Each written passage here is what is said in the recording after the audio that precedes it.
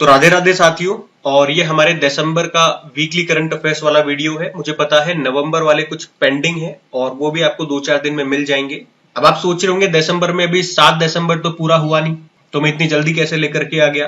देखो, इसको मैं पुराने फॉर्मेट में ही रख रहा हूँ, यानी कि जो वीकली होता है उसे 2 पार्ट में रखता था मैं, जिसमें 1 से लेके 4 तारीख तक मैं इंपॉर्टेंट क्वेश्चन लेकर के आता था, फिर बचे हुए बाद में लेकर के आता था। उसमें मेरी रेगुलरिटी बनी रहती थी। लेकिन लास्ट मंथ मैंने इसको 7 दिन का कर दिया, तो रेगुलरिटी में रेगुलर नहीं रह पाया और वो देखो आप बैकलॉग रह गया हमारा। तो मुझे तो 7 दिन कवर करने, तो मैं इसको 2 पार्ट में कवर कर लेता हूँ ताकि वीडियोस रेगुलर आते रहे। मेरे साथ टाइम का प्रॉब्लम रहता है क्योंकि यहाँ पे सारा काम मुझे ही करना पड़ता है, साथ साथ मेरे पास फैमिली का भी बर्डन है, तो बहुत मुश्किल हो जाता है मेरे लिए संभालना। तो इसको मैं पुराने फॉर्मेट में ही रखूंगा, वीकली को 2 पार्ट में लेकर के आऊंगा। कोई बात नहीं, एक पूरी रोटी मत खाओ, उसको 2 टुकड़ों में खा लो। पीस तो आपको उतने ही मिल रहे हैं, क्वेश्चन तो आपको उतने ही मिल रहे हैं और उससे भी बेहतर मिलेंगे। उम्मीद करूंगा आप लोग समझ गए होंगे, इसीलिए थोड़ा सा मैंने स्टार्टिंग में आपसे टाइम लिया। तो अब चलो स्टार्ट करते हैं आज की क्लास बिना टाइम वेस्ट करे। तो इस प्रश्न में आपसे क्या पूछ रहे हैं कि एचपीसीएल के सीएमडी किसे बनाया गया। एचपीसीएल यानी कि हिंदुस्तान पेट्रोलियम कॉर्पोरेशन लिमिटेड, जो कि एक महारत्न कंपनी है। इसकी स्थापना होती है 1952 में। हेडक्वार्टर आपको मुंबई में मिल जाएगा और इस प्रश्न का सही उत्तर होगा अमित गर्ग। इसके नए सीएमडी बने हैं, ये आपको याद रखना है। ऑप्शन में आपको रिवाइज करवा दूं, अरविंद सिंह सहानी अभी इंडियन ऑयल के अध्यक्ष बने थे। बाकी के संजय मूर्ति अभी comptroller and auditor general CAG बने, यानी कि नियंत्रण एवं महालेखा परीक्षक बने। और संजीव खन्ना ये हमारे 51वें नंबर के चीफ जस्टिस ऑफ इंडिया बने, ये ध्यान रखना। वैसे महारत्न कंपनी मैंने आपसे बोला, तो अभी हमारे पास टोटल 14 महारत्न कंपनी हो चुकी है। आज तक बात करेंगे 14वें नंबर की हिंदुस्तान एरोनॉटिकल लिमिटेड है, जिसका मुख्यालय आपको मिलेगा बंगलुरु में। अगला देखते हैं। फिर अगले में पूछ रहे हैं अभी विश्व के सबसे बुजुर्ग पुरुष व्यक्ति जॉन टेनिसवुड का निधन हो गया, वे किस देश से थे। देश पूछा जा रहा है तो आंसर करेंगे वो इंग्लैंड से थे। अभी 112 वर्ष की उम्र में उनका निधन हो गया और इसी साल इनके बारे में हमने पढ़ा था कि गिनीज वर्ल्ड रिकॉर्ड ने उन्हें दुनिया का सबसे बुजुर्ग आदमी का खिताब दिया था और इसी साल उनका निधन हो गया। देखो, तो याद रखेंगे जॉन टेनिसवुड इंग्लैंड से थे। अब जल्दी हमें देखने को मिलेंगे गिनीज वर्ल्ड रिकॉर्ड के किसी नए व्यक्ति को दुनिया का सबसे उम्र दराज पुरुष व्यक्ति बनाएगा, तब भी मैं आपको बताऊंगा। तो अभी तो इनका याद रखेंगे। अगला देखते हैं। अगले में पूछ रहे हैं भी प्रधानमंत्री नरेंद्र मोदी ने बीमा सखी योजना की शुरुआत ये कहां से की है। तो आंसर होगा पानीपत, जो कि कहां पर मिलेगा आपको, हरियाणा में। अब इस योजना को शुरू करने का उद्देश्य क्या है। बीमा क्षेत्र में रोजगार के अवसर पैदा करके महिलाओं को सशक्त बनाना। तो आप कह सकते हो इस योजना के तहत महिलाएं एलआईसी की एजेंट बनेंगी, जिसे वो बीमा बेच सकेंगी और उनकी इनकम भी हो सकेगी। सिंपल सा याद रखेंगे, योजना का नाम क्या है, बीमा सखी योजना है। नाम से ही समझ में आ रहा है बीमा से संबंधित होगी, सखी मतलब महिलाओं के लिए है। महिलाएं बीमा एजेंट बनेगी, एलआईसी एजेंट बनेगी। और कहां से इसको शुरू किया ये याद रखना, पानीपत हरियाणा से। पानीपत से एक और योजना मैंने आपको रिवाइज कराई थी, बेटी बचाओ बेटी पढ़ाओ योजना, जिसकी शुरुआत यहीं से हुई थी। कब हुई थी, 2015 में हुई थी, वो भी ध्यान रखें। अगला प्रश्न देखते हैं। अगला भी इंपॉर्टेंट प्रश्न मार्क कर लेना कि अभी किस आईआईटी ने अनलक्ष्य MSCS को लॉन्च किया है। तो इसका तो सही उत्तर हो जाएगा आईआईटी कानपुर, ये आपका उत्तर हो गया। MSCS का मतलब होता है, इसका मतलब देख लो फिर इसका अर्थ समझाता हूं, meta material surface cloaking system. आप यूं समझो कि एक ऐसा मटेरियल है, या यूं कहूं कि ये एक ऐसा कपड़ा है, अगर इसके पीछे आप चले जाओगे, इस कपड़े के पीछे या इस कपड़े से आपको ढक दिया जाएगा, तो जो मेरा रडार होता है ना, वो भी आपको नहीं पकड़ पाएगा। तो अब आप इसका अर्थ समझ रहे हो, ये मटेरियल हमारे लिए कितना काम का है। हमारे जो सैनिक हैं उनके कपड़े हम इस मटेरियल से तैयार करते हैं, हमारे जो वेपन्स हैं, हमारे जो फाइटर जेट्स हैं, हमारे टैंक हैं, आर्मी की गाड़ियां हैं, अगर उनको इस कपड़े से, इस मटेरियल से हम कवर कर देंगे और फिर दुश्मन के हम क्षेत्र में चले जाएंगे, तो उनकी जो मशीन होती है, जो रडार होती है, वो भी हमारे आर्मी के जवानों को, उनकी गाड़ियों को, उनके हथियारों को ट्रैक नहीं कर पाएगी। कितना आसान हो जाएगा हमारा काम। तो कितनी अच्छी बात है ये और कितनी इंपॉर्टेंट बात है ये। तो इसीलिए मैंने कहा प्रश्न इंपॉर्टेंट बनता है, याद रखना। अनलक्ष्य MSCS ये है और इसको डेवलप किया है आईआईटी कानपुर ने, ध्यान रहेगा ना। अगला देखते हैं। फिर अगले में पूछ रहे हैं कि हॉर्नबिल महोत्सव 2024 के लिए साझेदार राज्य यानी कि पार्टनर स्टेट किसे बनाया गया। तो सही उत्तर हो जाएगा सिक्किम को। हॉर्नबिल फेस्टिवल के बारे में मैं आपको बता चुका हूं कई बार। ये 1 दिसंबर को मनाया जाता है, 10 दिनों तक चलता है। कहाँ पे मनाया जाता है? नागालैंड में, जब नागालैंड का स्थापना दिवस भी होता है 1 दिसंबर को। और याद रखना, इसे त्योहारों का त्योहार, फेस्टिवल ऑफ फेस्टिवल्स भी कहा जाता है। इस बार इंपॉर्टेंट है क्योंकि ये इस बार 25वां संस्करण है, सिल्वर जुबली है तो इंपॉर्टेंट हो जाता है। वैसे इसकी शुरुआत सन 2000 में हुई थी। और 2-3 पॉइंट याद रखें। आज के प्रश्न में तो हमने देखा पार्टनर स्टेट सिक्किम बना है। कुछ समय पहले हमने ये भी पढ़ा था कि पार्टनर कंट्री इसमें 2 रहे हैं, वेल्स और जापान रहे हैं। देखो हॉर्नबिल जो है ना, ये स्टैटिक अगर आपके आ जाए ना कि स्टेट बर्ड किसका है, तो नागालैंड मत कर देना, ये अरुणाचल प्रदेश और केरल का स्टेट बर्ड है। और इसी से एक प्रश्न आपके निकल के आता है पक्के पागा हॉर्नबिल फेस्टिवल, जो आपको कंफ्यूज कर सकता है हॉर्नबिल फेस्टिवल से। तो पक्के पागा अगर लगा होगा तो फिर वो हॉर्नबिल फेस्टिवल कहाँ का होगा? अरुणाचल प्रदेश का होगा। ये थोड़ा सा ध्यान रखना। हॉर्नबिल फेस्टिवल तो नागालैंड, पक्के पागा हॉर्नबिल फेस्टिवल तो आंसर क्या हो जाएगा आपका? अरुणाचल प्रदेश हो जाएगा। ये याद रहेगा ना, ध्यान रखना। अगला प्रश्न देखते हैं। फिर अगला प्रश्न देखो, अभी T20 फॉर्मेट में सबसे तेज शतक लगाने वाले भारतीय बल्लेबाज कौन बन गए हैं? तो इसका तो सही उत्तर हो जाएगा उर्विल पटेल। इनके बारे में बात करें, अभी इन्होंने गुजरात टीम के लिए खेला उर्विल पटेल ने, और T20 फॉर्मेट में सबसे तेज शतक लगाया। और इस प्रकार T20 फॉर्मेट में सबसे तेज शतक लगाने वाले ये भारतीय खिलाड़ी बन गए हैं। अभी सैयद मुश्ताक अली ट्रॉफी जो चल रही थी वहीं पे इन्होंने खेला गुजरात के लिए, और त्रिपुरा के खिलाफ इन्होंने खेलते हुए ये कारनामा किया। और दुनिया में अगर बात करोगे T20 फॉर्मेट में सबसे तेज शतक लगाने के मामले में ये दुनिया के तीसरे बल्लेबाज बन गए हैं। अब आप पूछोगे पहले और दूसरे कौन से थे, तो पूरी लिस्ट देख लो आप। जो पहले थे वो साहिल चौहान थे, उन्होंने 27 गेंदों में शतक लगाया था, एस्टोनिया के लिए खेले थे, साइप्रस के खिलाफ लगाया था 2024 में ही। और उर्विल पटेल की बात करें तो उर्विल पटेल इन्होंने 28 गेंदों में शतक लगाया, गुजरात के लिए खेला त्रिपुरा के खिलाफ अभी 2024 पे ही। और क्रिस गेल इन्होंने 30 गेंदों में शतक लगाया था आईपीएल में आरसीबी के लिए जब वे खेले थे पुणे वॉरियर्स के खिलाफ 2013 में।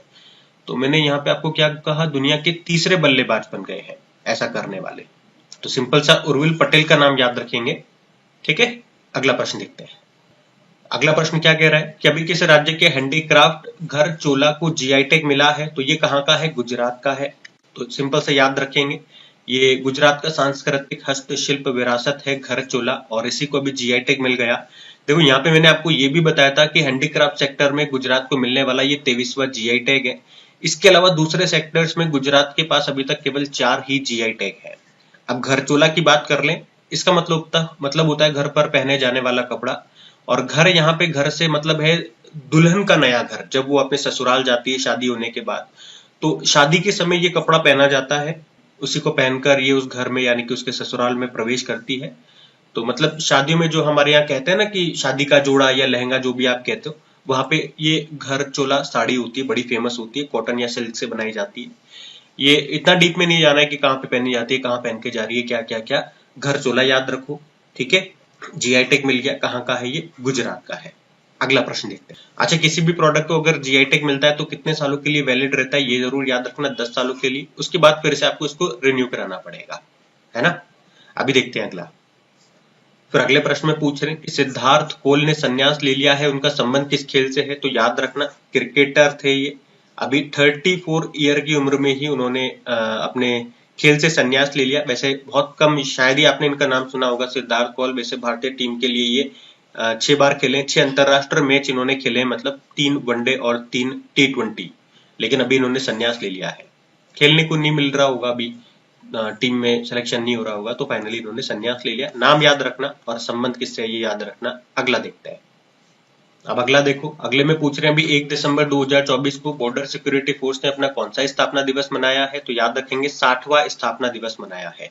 देखो बीएसएफ की जो स्थापना है वो कब होती है? 1 दिसंबर 1965 को होती है। और इससे आप कह सकते हो कि 2024 में इसने अपना 60वां स्थापना दिवस मनाया है। और बीएसएफ कहाँ पे हमारी रक्षा करते हैं ये भी मैं आपको बता दूं, पाकिस्तान और बांग्लादेश सीमा पर ये हमारी रक्षा करते हैं। और बीएसएफ को अक्सर भारत की रक्षा की पहली पंक्ति के रूप में भी जाना जाता है। इसका हेडक्वार्टर नई दिल्ली में आपको मिल जाएगा। डायरेक्टर जनरल है दलजीत सिंह चौधरी। मोटो होता है ड्यूटी अनटू डेथ, जीवन पर्यंत कर्तव्य, ठीक है। ये भी मैंने स्टैटिक आपको बता दिए बीएसएफ के, याद रखना। अगला देखते हैं। फिर अगले में पूछ रहे हैं कि एनएसडीएल के एमडी सीईओ कौन बन गए हैं। एनएसडीएल मतलब होता है नेशनल सिक्योरिटीज डिपॉजिटरी लिमिटेड। तो इसके नए एमडी सीईओ बन गए हैं विजय चंडूक, इनका नाम याद रखना है। ऑप्शन बताओ एक बार। डॉक्टर जयतीर्थ राघवेंद्र जोशी ब्रह्मोस एरोस्पेस के नए प्रमुख बने।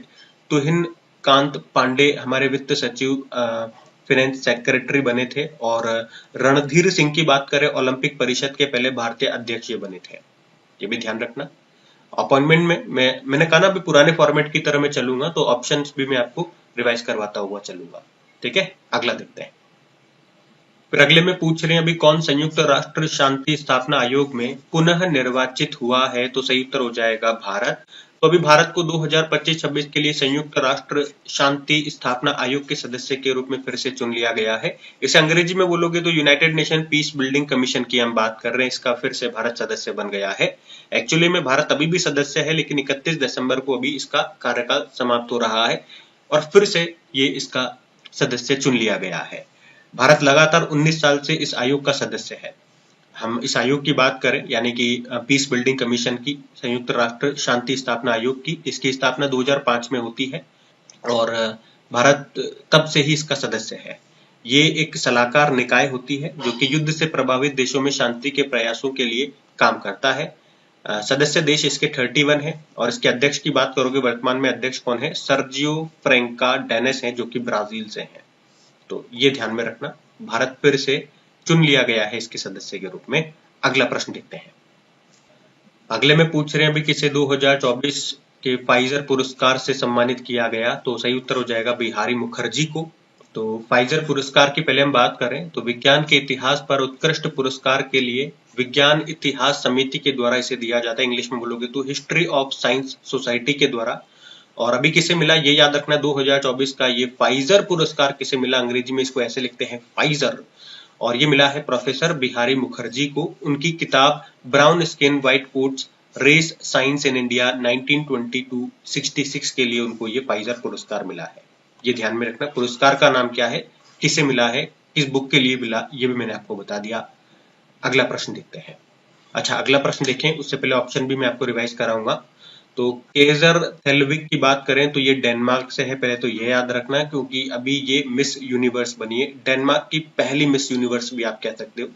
फिलिप नॉइस की बात करें, ऑस्ट्रेलिया के ये फिल्म मेकर हैं। अभी जो international film festival of India हुआ था 55वां संस्करण, कहां पर? गोवा में जो हुआ था, उसमें सत्यजीत रे लाइफ टाइम अचीवमेंट अवार्ड इनको मिला था। बाकी अनिल प्रधान की बात करें तो रोहिणी नैयर पुरस्कार इनको मिला था। तो ये भी सारे के सारे इंपॉर्टेंट नाम हैं, ध्यान में रखना। अभी देखते हैं अगला प्रश्न। अब अगले प्रश्न में क्या पूछ रहे हैं कि अभी महाबोधि उत्सव ये कहां पर शुरू हुआ है। तो ये मध्य प्रदेश में शुरू हुआ है। तो मध्य प्रदेश की यूनेस्को विश्व धरोहर स्थल में जो शामिल है सांची स्तूप, वहीं पे अभी ये 2 दिवसीय जो महोत्सव है महाबोधि महोत्सव ये शुरू हुआ है। तो सिंपल सा वन लाइनर प्रश्न है, इस तरह के प्रश्न फेस्टिवल वाला प्रश्न है। फेयर एंड फेस्टिवल महाबोधि कहाँ पे? मध्य प्रदेश में। मध्य प्रदेश में भी कहाँ पे? सांची स्तूप। अगला प्रश्न देखते हैं। फिर अगले में पूछ रहे हैं भी किसे संयुक्त राष्ट्र वैश्विक उत्कृष्टता पुरस्कार से सम्मानित किया गया। तो सही उत्तर हो जाएगा डॉक्टर बसंत गोयल को। तो डॉक्टर बसंत गोयल, इनको भी दुबई में United nation global excellence award से सम्मानित किया गया।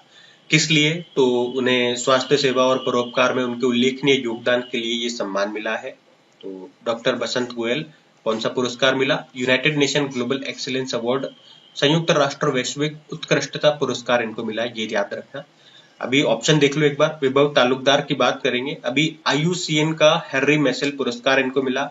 उर्मिला चौधरी की बात करें तो global anti racism championship award 2024 मिला। और मोहन जी को अभी 2024 का मानवतावादी पुरस्कार ह्यूमैनिटेरियन अवार्ड मिला था। ये भी ध्यान में रखना, इंपॉर्टेंट है सारे नाम। अगला प्रश्न देखते हैं। अगला प्रश्न बुक्स एंड ऑथर से है कि Tipu Sultan the saga of the Mysore interregnum नाम की बुक को किसने लिखा है। तो इसको विक्रम संपत ने लिखा है, लेकिन इसको लॉन्च किसने किया? हमारे जो विदेश मंत्री फॉरेन मिनिस्टर हैं सुब्रमण्यम जयशंकर ने। तो बुक का नाम, लेखक का नाम ये याद रखना है। सुब्रमण्यम जयशंकर से मैं आपको याद दिलाना चाहूंगा, अभी इनकी बुक आई थी जिसका नाम है वाई भारत मैटर्स। ये भी इंपॉर्टेंट बुक है, एग्जाम में पूछे जाने वाली बुक है, ध्यान रखिएगा। अगला देखते हैं। अगले प्रश्न में पूछ रहे हैं कि भारत ने किस देश के साथ नौसेना के लिए इलेक्ट्रिक प्रोपल्शन सिस्टम को डिजाइन करने के लिए अभी समझौता किया है। तो याद रखेंगे आप ब्रिटेन के साथ। तो भारत और ब्रिटेन के बीच में ये समझौता हुआ है किसके लिए? इलेक्ट्रिक प्रोपल्शन सिस्टम को डिजाइन और उसे तैयार करने के लिए। इतना सा याद रखेंगे। ये जो इलेक्ट्रिक प्रोपल्शन सिस्टम है ये रॉकेट या मिसाइल को लॉन्च करने के लिए यूज में लाया जाता है। ठीक है, अगला देखते हैं। अगला प्रश्न भी इंपॉर्टेंट है, डेज का है कि वर्ल्ड एड्स डे कब मनाया जाता है। पहले तो आपको ये याद होगा 1 दिसंबर को मनाते हैं हर बार, लेकिन प्रश्न में थीम आपसे पूछी है तो थीम हो जाएगी take the right path, my health my right. Hindi में बोलोगे तो सही रास्ता अपनाए, मेरी सेहत मेरा अधिकार। अच्छा, एड्स की हम बात कर रहे हैं तो एड्स की फुल फॉर्म आपको याद होनी चाहिए, एक्वायर्ड इम्यून डेफिशिएंसी सिंड्रोम, जो कि एचआईवी वायरस से होती है, मतलब ह्यूमन इम्यूनोडेफिशिएंसी वायरस। एड्स से संबंधित एक और दिवस होता है वर्ल्ड एड्स वैक्सीन डे, वो भी याद रखना, वो 18 मई को होता है। ठीक है, इंपॉर्टेंट रहेगा। अगला प्रश्न देखते हैं। फिर अगले में पूछ रहे हैं कि अभी यूएनसीसीडी मतलब हो गया इसका united nation convention to combat desertification, मरुस्थलीकरण से निपटने के लिए संयुक्त राष्ट्र सम्मेलन, और इसकी वैसे स्थापना होती है 1994 में, और इसी के सदस्यों के बीच में जो बैठक होती है वो अभी बैठक हुई है, और कौन से नंबर की हुई है? 16वें नंबर की, और इसी को कहते हैं कोप 16। ठीक है, तो अभी ये हुई कहां पर है? पहले तो ये प्रश्न आपसे पूछा है, तो ये सऊदी अरब के रियाद में हुई है। अभी 2 से लेकर 13 दिसंबर तक कहां पे? सऊदी अरब के रियाद में। और इसकी थीम भी है। थीम क्या है? हमारी भूमि हमारा भविष्य, अवर लैंड अवर फ्यूचर। मरुस्थलीकरण से, डेजर्टिफिकेशन से आपको याद आएगा एक दिवस, मरुस्थलीकरण रोकथाम दिवस, वो 17 जून को होता है। तो यहाँ पे कोप 16 से आप कंफ्यूज मत हो जाना। ठीक है, यूएनसीसीडी का ये अभी 16वां बैठक कहां पे हुआ? रियाद में होगा। ये हमारा प्रश्न था, इंपॉर्टेंट है, ध्यान में रखिएगा। अगला प्रश्न देखते हैं।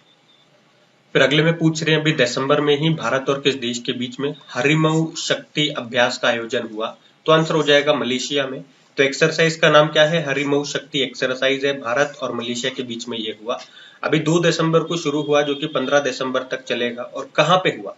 मलेशिया में ही हुआ है। मलेशिया के पहांग जिले के बैटिंग कैंप में ये हुआ है। इनके बीच में जो पहला इस तरह का एक्सरसाइज है ये 2012 में हुआ था, वो कुआलालंपुर मलेशिया में हुआ था। तो याद क्या क्या रखना है? कौन सा एक्सरसाइज है? हरिमऊ शक्ति एक्सरसाइज पे बेस्ड प्रश्न एग्जाम में डेफिनेटली पूछे जाते हैं, तो इंपॉर्टेंट मार्क कर लेना। वैसे भी आपको मैं वीकली हो गया, मंथली हो गया या डेली वाले हो गए, तो उसमें सारे इंपॉर्टेंट प्रश्न भी ही मैं आपको करवाता हूँ।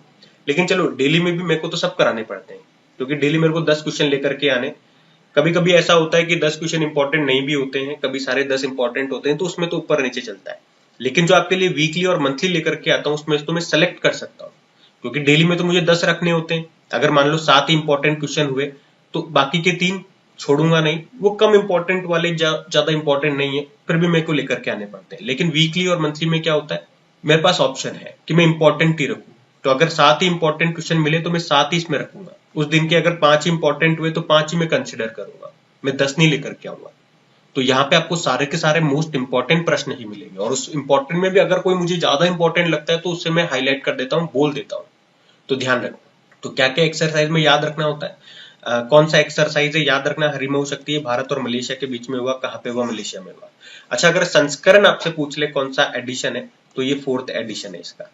वैसे मलेशिया के साथ हम और भी एक्सरसाइज करते हैं, एक समुद्र लक्ष्मण एक्सरसाइज भी करते हैं। अभी 2024 में किया हमने विशाखापत्तनम में, जो कि एक तरह का आप कह सकते हो नेवल एक्सरसाइज है, नौसैन्य अभ्यास है। एक वायु सैन्य अभ्यास भी हम करते हैं इसके साथ, उदार शक्ति उसका नाम है। ये भी इसी साल हमने किया, मलेशिया में ही किया। ठीक है, तो ये तीनों मैंने आपको बता दिया। अगला प्रश्न देखते हैं। मलेशिया की स्टैटिक भी आपको बताऊं क्या? एक बार मैं आपको दिखाई देता हूं, यहाँ पे आपको मलेशिया मिलेगा, ये हमारा प्यारा भारत हो गया। कुआलालंपुर कैपिटल होती है, करेंसी है मलेशियन रिंगिट। प्रधानमंत्री अनवर इब्राहिम है, इस बार भारत भी आए थे, तो इनका नाम ध्यान रखना। सुल्तान है यहाँ के किंग सुल्तान इब्राहिम सिकंदर, तो ये भी ध्यान रखना। अगला देखते हैं। अगला प्रश्न भी अभ्यास से ही है, लेकिन ये इंपॉर्टेंट है कि अभी दिसंबर में भारतीय सेना ने किसके साथ पहला टेबल टॉप अभ्यास जिसका नाम सिनबैग से ये किया। तो पहले तो इसको देख लेते हैं। सी से आपको पता लग जाएगा, ऑप्शन में देख लेना कंबोडिया। सी से कोई कंट्री आ रहा है क्या? तो कंबोडिया इसका आंसर होगा, तो ध्यान रखना ये। और क्या है ये टेबल टॉप, आप जानना चाहोगे? पहली बार हो रहा है तो प्रश्न इंपॉर्टेंट है। टेबल टॉप का मतलब हो गया इसमें, जैसे कि एक्सरसाइज में क्या होता है, हम एक नकली अभ्यास करते हैं, लेकिन यहाँ पे हथियारों का इस्तेमाल नहीं होगा। यहाँ पे एक टेबल पर बैठ करके, टेबल चेयर पर बैठ करके दोनों देशों की सेनाएं चर्चा करेगी। ठीक है, तो पहला टेबल टॉप अभ्यास मैंने आपको समझा दिया। टेबल टॉप मतलब क्या हो गया, हथियारों का इस्तेमाल नहीं होगा, कोई लड़ाई झगड़े वाली एक्सरसाइज नहीं है, चर्चा करेंगे इसमें। सिनबैक्स इसका नाम है, भारत और कंबोडिया के बीच में हुआ। इंपॉर्टेंट प्रश्न ये भी हो जाएगा कब और कहाँ हुआ, तो दिसंबर में हुआ, अभी पुणे महाराष्ट्र में। ठीक है, ये ध्यान रखना। और कंबोडिया की स्टैटिक जरूर देख लो, क्योंकि पहली बार इसके साथ हम ये एक्सरसाइज कर रहे हैं, टेबल टॉप एक्सरसाइज। ये हमारा प्यारा भारत, ये कंबोडिया हो गया। कैपिटल फ्नॉम पेन होती है, करेंसी कंबोडियन रियल। तो ये ध्यान में रखना। अगला देखते हैं। अच्छा, वैसे कंबोडिया में एक मंदिर बड़ा फेमस है जो भगवान विष्णु को समर्पित है। कौन से मंदिर की मैं बात कर रहा हूँ? मैं बात कर रहा हूँ अंकुर वाट का मंदिर। ये जरूर ध्यान में रखना, कंबोडिया में आपको मिलेगा। अगला प्रश्न देखते हैं। तो अब ये लो, स्पोर्ट्स का सबसे इंपॉर्टेंट प्रश्न है ये, एग्जाम में पूछे जाना वाला प्रश्न है ये, कि सैयद मोदी अंतरराष्ट्रीय बैडमिंटन प्रतियोगिता में पुरुष एकल का खिताब किसने जीता है? तो ये तो इसका तो उत्तर हो जाएगा लक्ष्य सेन। अब सारी बात मैं आपको बताता हूँ कौन सा है ये tournament. Syed Modi international badminton championship है, एक तो ये याद रखेंगे। कहाँ पे हुआ? अभी ये 26 नवंबर से लेके 1 दिसंबर तक चला था। कहाँ पे? उत्तर प्रदेश के लखनऊ में। लखनऊ में जो बाबू बनारसी दास इंडोर स्टेडियम है वहां पे। एक्चुअली में ये जब से शुरू हुआ है, और कब से शुरू हुआ है? सन 2009 से। तब से ये लखनऊ में ही आयोजित किया जाता है, तो वेन्यू तो हमेशा सेम रहता है। इस बार हम बात कर रहे हैं कौन जीता है। भारतीय जीते हैं तो हमारे लिए ज्यादा इंपॉर्टेंट होगा। देखो, पुरुष मेन सिंगल में लक्ष्य सेन ने इसको जीता है, सिंगापुर के खिलाड़ी को हराया है। महिला एकल वुमेन सिंगल में भारतीय ने जीता है, किसने? पीवी सिंधु ने चाइना के खिलाड़ी को हराया है। तो मेन सिंगल वुमेन सिंगल याद रखेंगे। साथ में ये भी ध्यान रख लो आप, वुमेन्स डबल महिला युगल, क्योंकि ये भी एक भारतीय ने जीता है, गायत्री गोपीचंद और उनकी साथी टीसा जॉली। ठीक है, तो ये तीनों नाम ध्यान में रखना। कौन सा टूर्नामेंट है, कहाँ पे हुआ, मैंने आपको सब बता दिया है। अगला प्रश्न भी देखते हैं। फिर अगला प्रश्न पूछ रहे हैं एफबीआई। एफबीआई यानी कि फेडरल ब्यूरो ऑफ इन्वेस्टिगेशन, ये अमेरिका की होती है। जिस तरह से भारत में सीबीआई होती है, उस तरह से अमेरिका में ये एफबीआई है। तो उसी के अगला डायरेक्टर निदेशक किसे घोषित किया? कौन घोषित कर रहे होंगे? ऑब्वियस सी बात है, डोनाल्ड ट्रंप, जो जनवरी में यहाँ के राष्ट्रपति के रूप में 47 नंबर के राष्ट्रपति के रूप में शपथ ले लेंगे। तो उन्होंने अपनी नई टीम भी बनाना स्टार्ट कर दी है, कई बार हमने पढ़ा है। तो एफबीआई के नए डायरेक्टर इन्होंने घोषित कर दिया है। कौन बनेंगे? भारतवंशी हैं, काश पटेल इनको बनाया है। और ये किनका स्थान लेंगे?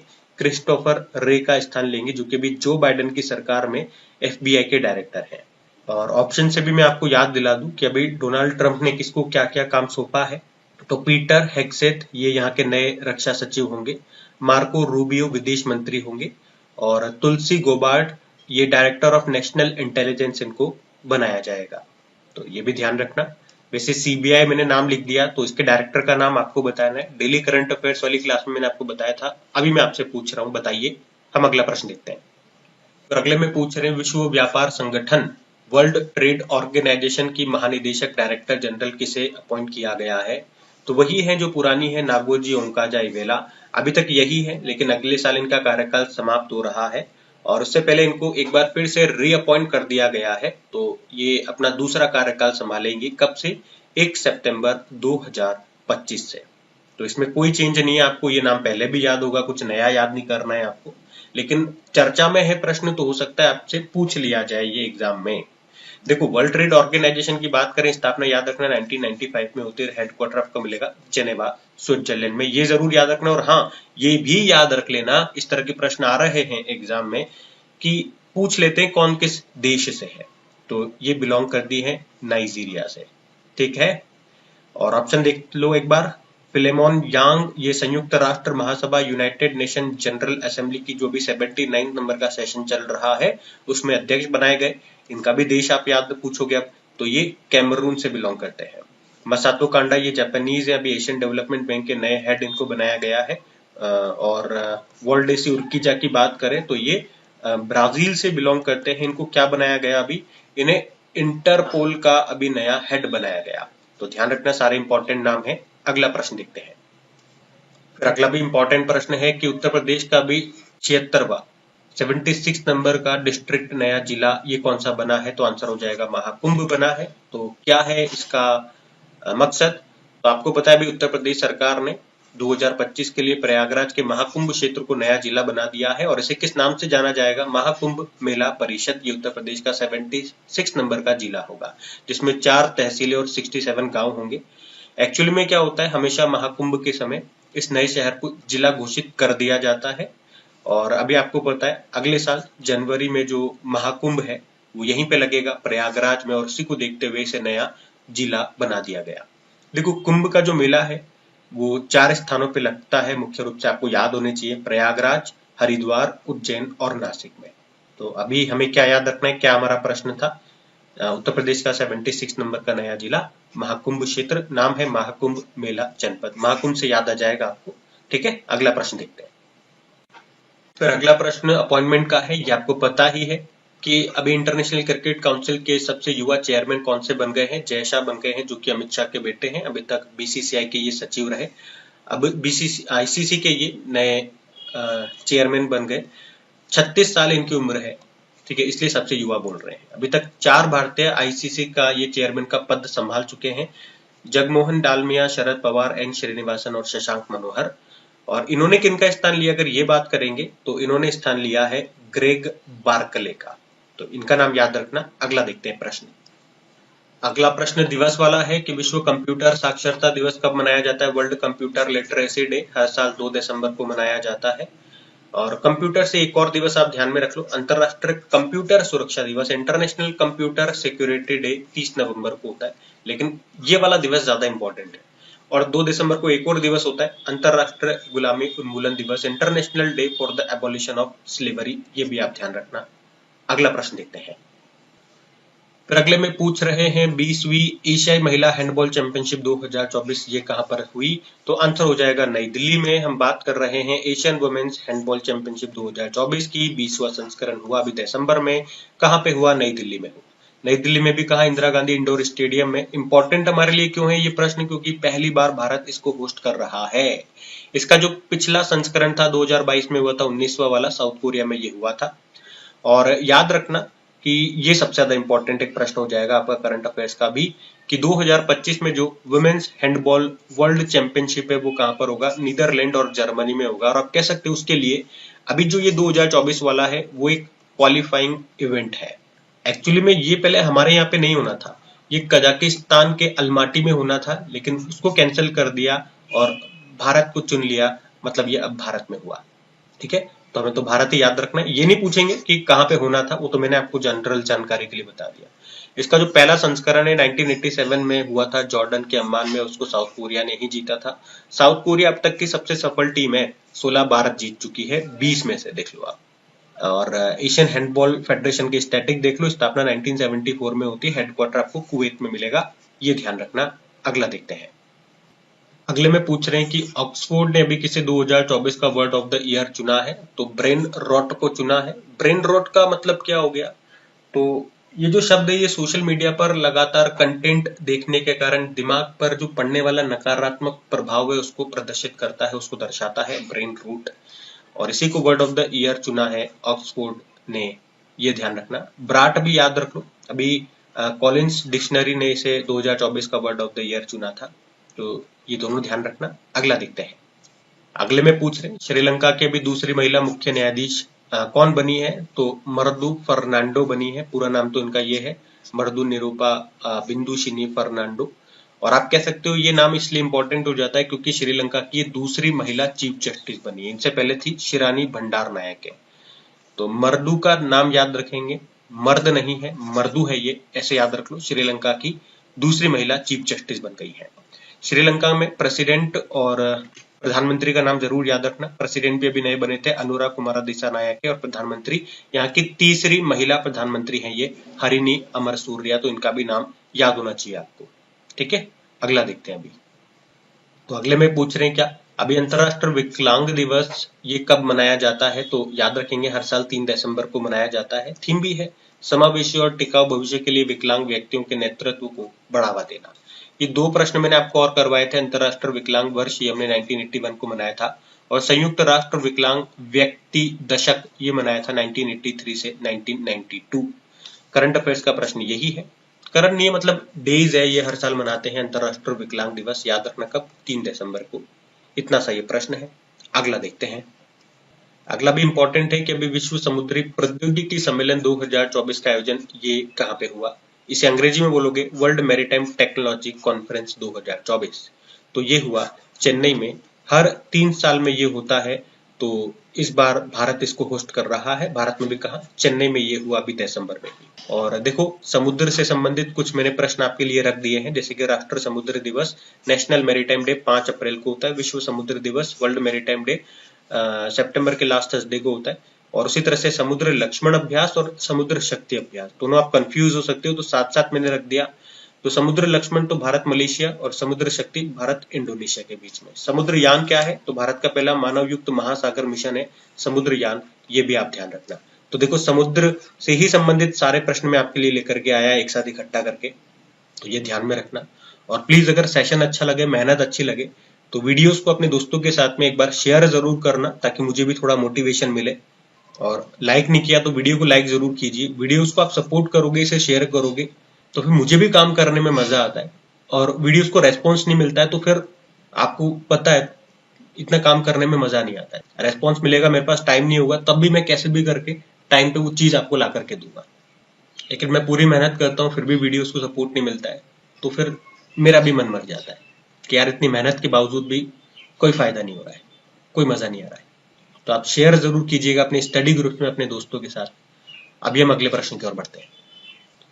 तो अगले में क्या पूछ रहे हैं कि एशियाई ई स्पोर्ट्स गेम्स में अभी ई फुटबॉल में पवन कामपेली ने अभी कौन सा पदक जीता है? तो इन्होंने ब्रोंज मेडल जीता है, लेकिन ये हमारे लिए इंपॉर्टेंट है, क्योंकि ये जो चैंपियनशिप है एशियन ई स्पोर्ट्स गेम्स 2024, और इसमें ई फुटबॉल में ये जो पदक लेकर के आए हैं, ये हमारे लिए पहला पदक है इस चैंपियनशिप में, इसलिए प्रश्न हमारे लिए इंपॉर्टेंट हो जाता है।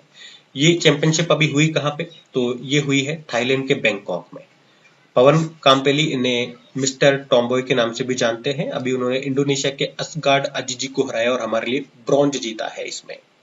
अच्छा, ई फुटबॉल से एक मुझे याद आ रहा है क्वेश्चन, ये इंपॉर्टेंट रहेगा, याद रखना कि पहली बार जो ओलंपिक ई स्पोर्ट्स गेम्स होंगे अगले साल 2025 में, वो कहाँ पे होंगे? तो सऊदी अरब होंगे, ये याद रख लेना। ठीक है, अगला प्रश्न देखते हैं। अब अगले में क्या पूछ रहे हैं भैया कि भारत के श्रीनगर में एशिया की पहली जल परिवहन सेवा अभी किस नाम से शुरू हुई है? तो उबर शिकारा नाम से। तो उबर जो टैक्सी आती है, उबर जो कंपनी है, उसी ने इसको शुरू किया है। देखो, शिकारा मतलब वहां पे जो डल झील में या इस तरह की झील में जो इस तरह की नाव आपने देखी होगी, उसी को शिकारा कहते हैं। अब उबर का इसमें टैग लग गया है, उबर के अंडर ये चलेगी, तो इसको नाम दे दिया उबर शिकारा। मतलब उबर की जो एप्लीकेशन आती है ना, जिसपे आप टैक्सी बुक करते हो, उसी तरह से नाव में अपनी सीट आप बुक कर सकते हो, बस इतनी सी ये बात है। तो एशिया की पहली वाटर ट्रांसपोर्ट सर्विस है ये, उबर शिकारा इसका नाम है। कहाँ पे? श्रीनगर के डल झील में, ये ध्यान में रखना। ठीक है, अगला देखते हैं। तो अगले में पूछ रहे हैं भी, तेलंगाना सरकार ने रायतु भरोसा योजना शुरू कर रही है, और इसमें हर किसान को कितने रुपए की वार्षिक ईयरली सब्सिडी ये देगी? तो आंसर हो जाएगा 15,000 रुपए। और किसके स्थान पे ला रहे हैं ये योजना? रायतु बंधु योजना के स्थान पे। इसमें ये किसानों को 10,000 रुपए दे देते, इसमें ये 15,000 रुपए देंगे। इतनी सी ये बात है, ध्यान रखना। कौन शुरू कर रहा है? तेलंगाना सरकार, किसानों के लिए। ठीक है, अगला देखते हैं। अगला वाला भी इंपॉर्टेंट प्रश्न है कि किसने भी ब्लाइंड T20 वर्ल्ड कप का खिताब जीत लिया है? तो पाकिस्तान ने जीत लिया है। ब्लाइंड T20 वर्ल्ड कप की हम बात कर रहे हैं, अभी ये नवंबर दिसंबर में हुआ। कहाँ पे हुआ? पाकिस्तान में हुआ। पाकिस्तान ने ही जीत लिया, पहली बार पाकिस्तान ने ये खिताब जीता है। तो हराया किसे? बांग्लादेश को हराया है। ये 3 बातें याद रखो, कौन सा चैंपियनशिप है, कहाँ पे हुआ, किसने जीता, किसे हराया, याद रहेगा ना। अगला देखते हैं। अच्छा, अगला प्रश्न देखिए। अगला प्रश्न क्या है? अगला प्रश्न इंपॉर्टेंट, मार्क करना।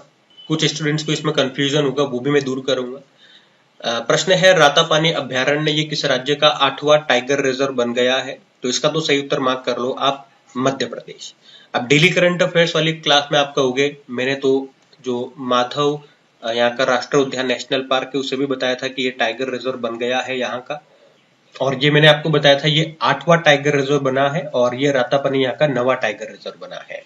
देखो, एक्चुअली में जो न्यूज थी उसमें यही चल रहा था, और मैंने नहीं, बहुत सारे जो करंट अफेयर्स पढ़ाते उसमें भी यही पढ़ाया गया था, किसी का मिस्टेक नहीं है। अब मैं आपका डाउट क्लियर कर देता हूं कि मैं यहाँ पे आपको ये बता रहा हूं कि 8वां टाइगर रिजर्व आपको याद रखना है कौन सा बन गया है, ये रातापानी बन गया है, और अभी तक 9वां टाइगर रिजर्व यहाँ का नहीं बना है। वैसे ये जो 8वां टाइगर रिजर्व बना है मध्य प्रदेश का, ये हमारे देश का अगर पूछोगे तो कौन सा बना है? 57 नंबर का बना है। पहले तो ये डाउट क्लियर, पहले तो ये प्रश्न क्लियर कर लो, फिर मैं आपका डाउट क्लियर करता हूँ अगर किसी को है तो। वैसे डेली करंट अफेयर्स वाले मैंने आपको बता दिया था, एक बार फिर से देख लो क्या बता रहा हूं मैं कि मध्य प्रदेश का 8वां टाइगर रिजर्व कौन सा बन गया, रातापानी सेंचुरी बन गया है। और ये आपको कहां पर मिलेगा ये भी मैं आपको बता दूं, मध्य प्रदेश के रायसेन और सीहोर जिले में ये आपको मिलेगा। और ये मध्य प्रदेश का 8वां बन गया है।